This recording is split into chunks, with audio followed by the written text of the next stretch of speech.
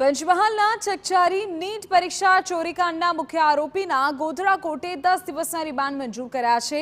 વડોદરાથી ઝડપાયેલા આરોપી પરશુરામ રોયને ગોધરાની કોર્ટમાં રજૂ કરવામાં આવ્યો હતો, જ્યાં તપાસના ગ્રાઉન્ડ રજૂ કરીને પોલીસે 14 દિવસના રિમાન્ડની માંગણી કરી હતી। જોકે કોર્ટે 10 દિવસના રિમાન્ડ મંજૂર કર્યા હતા। હવે આ કેસમાં પોલીસની તપાસનું ધમધમાટ શરૂ થશે।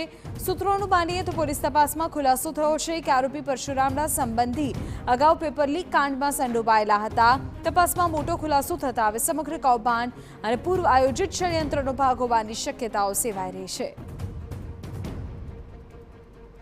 પકડ કરેલ આરોપી પરશુરામ રોયને નામદાર કોર્ટ સમક્ષ પોલીસ કસ્ટડી માટે રજૂ કરવામાં આવ્યા હતા અને ઘણા બધા કારણો સાથે તપાસ કરનાર અધિકારીએ આરોપી પરશુરામ રોયના 14 દિવસના પોલીસ કસ્ટડીની માગણી કરેલી અને નામદાર કોર્ટ દ્વારા તમામ હકીકતને ધ્યાને લઈ અને દલીલોને રજૂઆતને ધ્યાને લઈ અને આરોપીના 20 તારીખ સુધીના પોલીસ કસ્ટડી રિમાન્ડ મંજૂર કરેલા છે।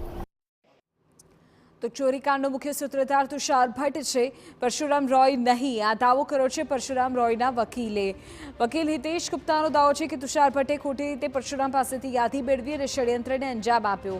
દાવો એ પણ છે કે પરશુરામ રોય એક પણ ઉમેદવાર પાસેથી રૂપિયા નથી લીધા, તેઓએ 10 લાખ રૂપિયા પડાવતા હોવાની વાતને રદિયો આપ્યો। તો પરશુરામના સંબંધીની સંડોવણી મુદ્દે પણ તેઓએ સ્પષ્ટતા કરી।